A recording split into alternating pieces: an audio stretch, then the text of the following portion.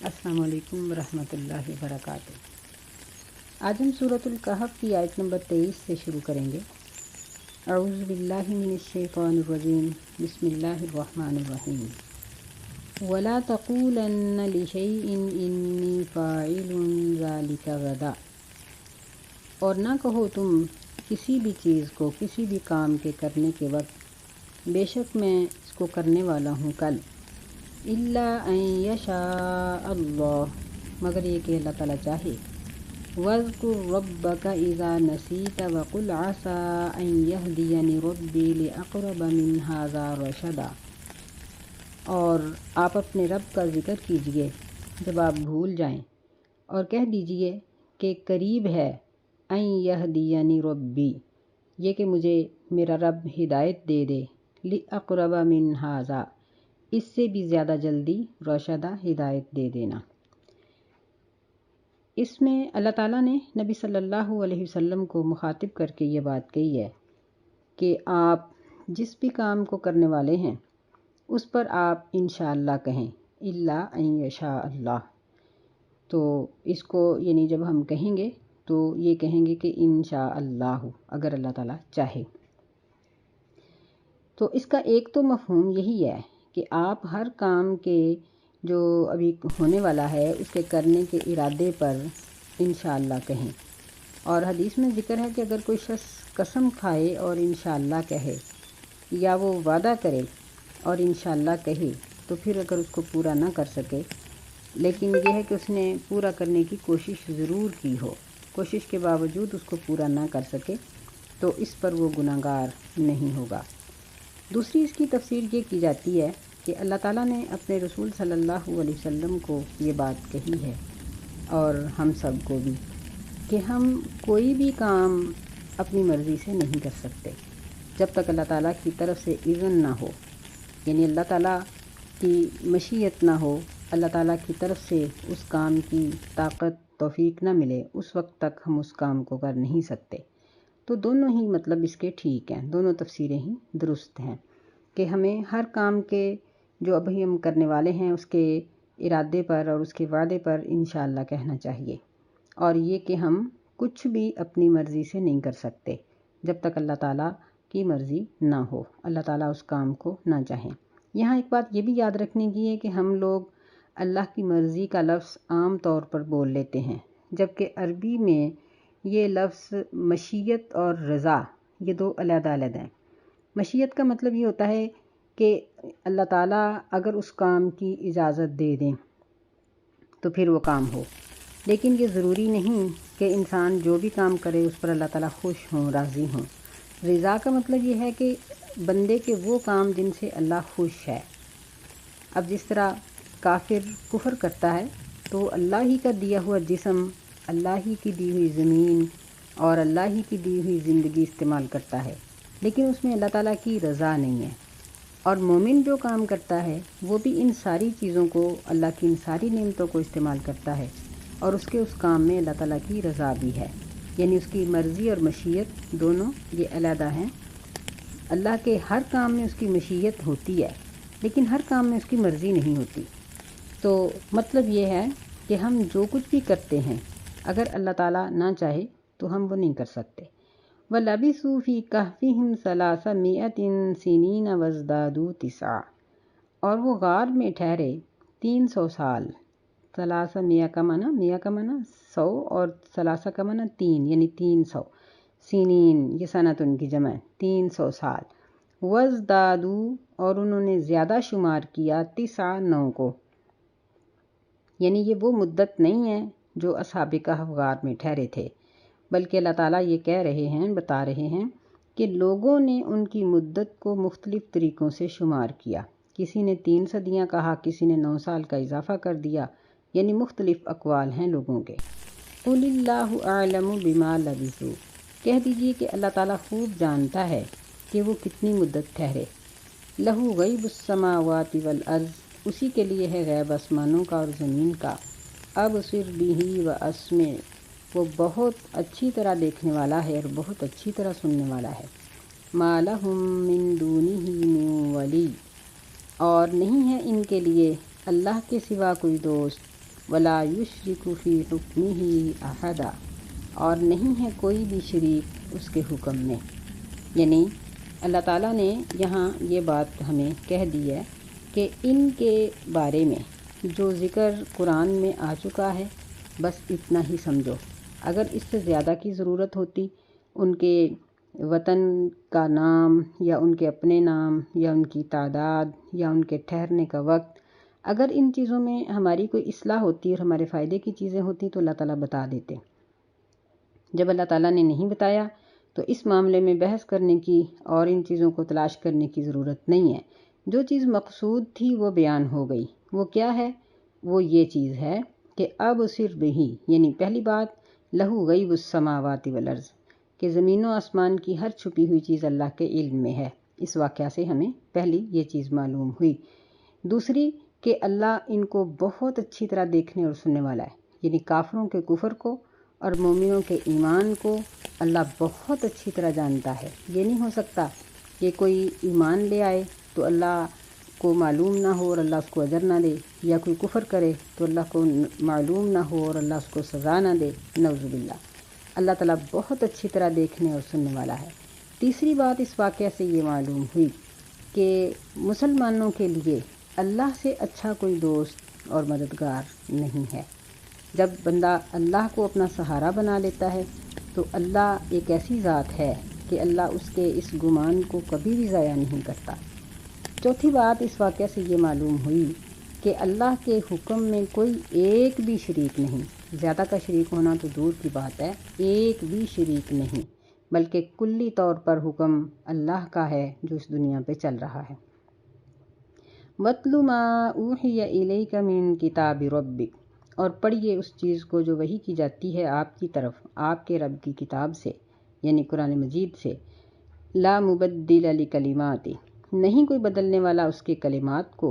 وَلَن تَجِدَ مِن دُونِهِ مُلْتَحَدًا، اور تو ہرگز نہیں پائے گا اس کے علاوہ کوئی پناہ کی جگہ، جائے پناہ۔ یعنی ہمیں پانچویں بات اس واقعہ سے یہ معلوم ہوئی کہ ہم بس اس واقعہ کو اسی طرح سے ہی پڑھیں گے جو اس میں لکھا ہے، اس سے مزید کی ضرورت نہیں ہے۔ اور ہمیں یہ معلوم ہوا کہ اللہ کے جو فیصلے ہیں، یعنی جس طرح آج سے صدیوں پہلے اللہ تعالیٰ نے نبیوں کی اور ان کے ساتھیوں کی مدد کی، اللہ آج بھی اسی طرح مومنین کی مدد کرے گا۔ یعنی اللہ کا یہ فیصلہ نہیں بدلا۔ جس طرح اللہ تعالیٰ نے ان قوموں کو اور ان کافروں کو سزا دی اور ہلاک کر دیا، آج کے کافر کا بھی وہی بدلہ ہے، اس میں کوئی تبدیلی نہیں آنے والی۔ اور اس سے یہ معلوم ہوا کہ اللہ کے علاوہ کوئی ایسا نہیں جو کسی مجرم کو یا کسی مظلوم کو پناہ دے سکے۔ اللہ تعالیٰ سے ہی انسان کو پناہ مانگنی چاہیے۔ وَاصْبِرْ نَفْسَكَ مَعَ الَّذِينَ يَدْعُونَ رَبَّهُمْ بِالْغَدَاةِ وَالْعَشِيِّ، اور صبر دلاؤ اپنے نفس کو ان لوگوں کے ساتھ جو پکارتے ہیں اپنے رب کو، بالغداۃ والعشی، صبح اور شام، یریدون وجہہ، وہ ارادہ کرتے ہیں اللہ کی رضامندی کا، ولا تعد عیناک عنہم، اور نہ آگے بڑھیں تیری آنکھیں ان سے، یعنی ان کو چھوڑ کر دوسروں کو مت دیکھو۔ ترید زینت الحیات الدنیا، اس طرح سے کہ تو ارادہ کرے دنیا کی زینت کا، ولا تطع من اغفلنا قلبہ عن ذکرنا، اور نہ اطاعت کرو اس شخص کی جس کے دل کو ہم نے غافل کر دیا ہے اپنے ذکر سے، واتبع ہواہ، اور اس نے اپنی خواہشات کی پیروی کرنا شروع کر دی ہے، وکان امرہ فرطا، اور اس کا معاملہ گھاٹے میں ہے۔ یعنی ہمیں اس واقعہ کو پڑھ کے یہ بات معلوم ہوئی کہ ہم نیک لوگوں کے ساتھ اپنا تعلق رکھیں۔ وَاصْبِرْ نَفْسَكَ مَعَ الَّذِينَ يَدْعُونَ رَبَّهُمْ، کہ دیکھیے کہ جب ان نیک لوگوں کے ساتھ اس کتے نے اپنا تعلق بنایا تو اس کا ذکر بھی قرآن میں آ گیا اور وہ بھی ان کے ساتھ محفوظ رہا۔ یہ یعنی نیکوں کی دوستی کا یہ صلہ ہے۔ تو نیک لوگوں کے ساتھ دوستی پکڑنے کا یہاں حکم دیا گیا ہے۔ ایک تو یہ ہے نا کہ اتفاقاً کوئی دوست مل جائے نیک، نہیں، ڈھونڈ کے نیک لوگوں کی دوستی تلاش کرو۔ اور دنیا میں سب سے اچھا ساتھ اور سب سے پائیدار اور لمبی مدت کا ساتھ میاں بیوی کا ہوتا ہے، تو اپنی بیٹیوں کے لیے نیک شوہر اور بیٹوں کے لیے نیک بیویاں تلاش کرنے کی کوشش کرو۔ ان کی علامت یہ بتائی گئی ہے کہ جو صبح شام اپنے رب کو یاد کرتے ہیں، یعنی عبادت گزار ہیں۔ یہاں ایک تو صبح شام کے اذکار پڑھنے کی تلقین بھی معلوم ہو گئی، اور یہ بھی معلوم ہو گئی کہ جو اللہ کے بندے ہیں وہ فجر کے وقت یا رات کے وقت وہ اپنے لیے اور اپنے اللہ کے ساتھ تعلق کے لیے کچھ نہ کچھ خاص وقت ضرور نکالتے ہیں، کہ وہ لوگوں کی نظروں سے چھپ کر اپنے رب سے ملاقات کے لیے کچھ نہ کچھ وقت ضرور نکالتے ہیں، چاہے تھوڑا ہو یا زیادہ۔ پھر ہمیں یہ بھی معلوم ہوا کہ ہم دنیا کی زینت کی طرف نہ جھانکیں، کہ اگر اصحاب کہف بادشاہ کی زینت اور اس کے مال و دولت کو دیکھتے تو کبھی بھی توحید پر قائم نہ رہتے، لیکن انہوں نے ہر چیز کو چھوڑ کر توحید کو مقدم کیا۔ وَلَا تُطِعْ مَنْ أَغْفَلْنَا قَلْبَهُ عَنْ ذِكْرِنَا، یعنی انہوں نے بادشاہ کی اطاعت کو چھوڑ کر انہوں نے اللہ کی جو رسی تھی اس کو تھاما اور اس کے دین کو مضبوطی سے پکڑا۔ تو جو شخص ہمارا اگرچہ رشتہ دار ہو یا دوست ہو، اگر ہم اس کو دیکھیں کہ اس میں خلاف شرع کوئی کام ہے تو ہمیں چاہیے کہ ہم اس کو تلقین کریں، اس کو سمجھائیں۔ اگر وہ سمجھ جائے تو ٹھیک ہے، اگر وہ نہ باز آئے یا الٹا جواب دے تو پھر ہمیں اس کی دوستی سے کنارہ کش ہو جانا چاہیے۔ وَقُلِ الْحَقُّ مِن رَبِّكُمْ، اور کہہ دیجئے کہ یہ خاص حق ہے تیرے رب کی طرف سے۔ فَمَن شَاءَ فَلْيُؤْمِن وَمَن شَاءَ فَلْيَكْفُرْ، پس جو شخص چاہے وہ ایمان لے آئے اور جو چاہے پس وہ کفر کرے۔ اِنَّا أَعْتَدْنَا لِلظَّالِمِينَ نَارًا، بے شک ہم نے تیار کیا ہے ظالموں کے لیے آگ کو۔ أَحَاطَ بِهِمْ سُرَادِقُهَا، گھیر لیں گی ان کو اس کی دیواریں۔ یہ سرادق یہ جمع کا لفظ ہے کہ اس کے پردے یا اس کی دیواریں اس جہنمی کو گھیر لیں گی۔ استغفر اللہ۔ وَإِن يَسْتَغِيثُوا يُغَاثُوا بِمَاءٍ كَالْمُهْلِ يَشْوِي الْوُجُوهَ، اور اگر وہ مدد طلب کریں گے تو ان کو مدد دی جائے گی کھولتے ہوئے پانی کے ساتھ۔ کالمہل یعنی جو پگھلے ہوئے تانبے کی طرح کھول رہا ہوگا۔ یشوی الوجوہ، جو چہروں کو جھلس ڈالے گا۔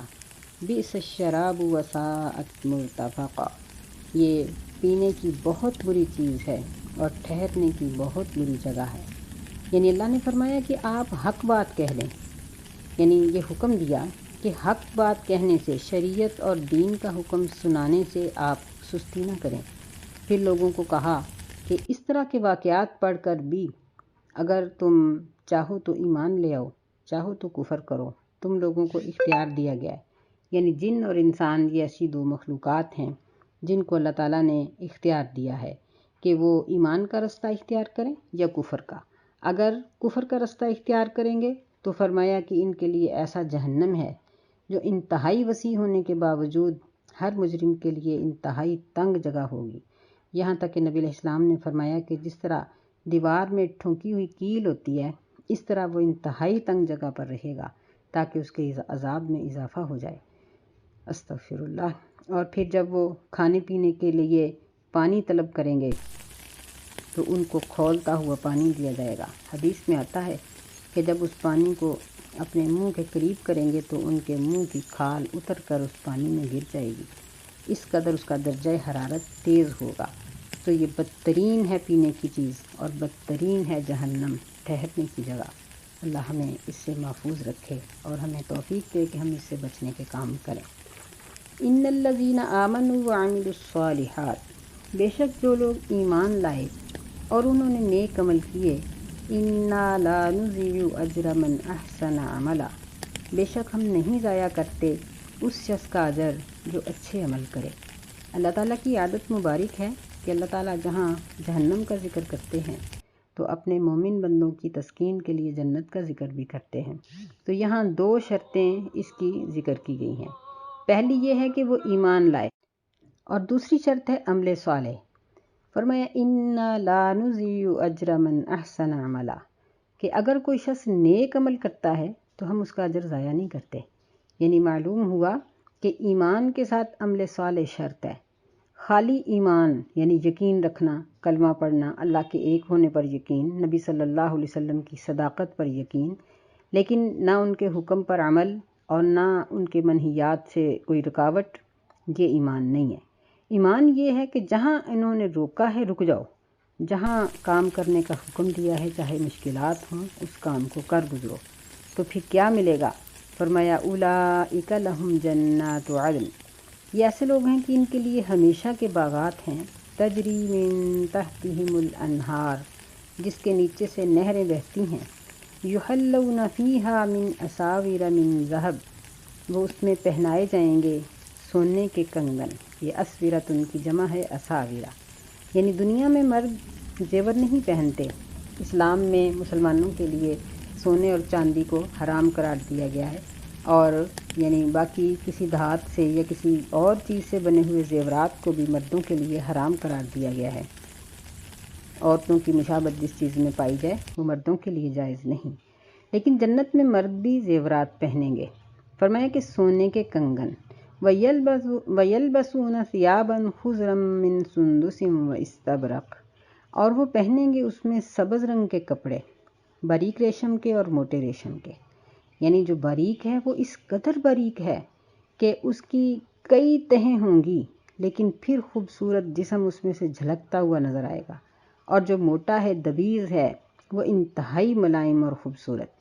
متکئین فیہا علی الارائک، ٹیک لگائے ہوئے ہوں گے وہ اس میں تختوں پر، نعم الثواب وحسنت مرتفقا، یہ بہت اچھا ثواب ہے، بہت اچھا اجر ہے جو اللہ تعالیٰ عطا کرے گا، اور ٹھہرنے کی بہت ہی اچھی جگہ ہے جہاں یہ مومن لوگ ٹھہریں گے۔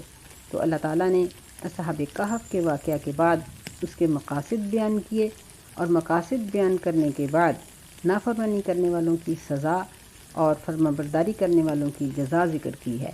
اللہ سے دعا ہے کہ وہ ہمیں جزا حاصل کرنے والوں میں شامل کرے اور ہمیں ایمان اور عمل صالح عطا فرمائے، آمین۔ السلام علیکم ورحمۃ اللہ وبرکاتہ۔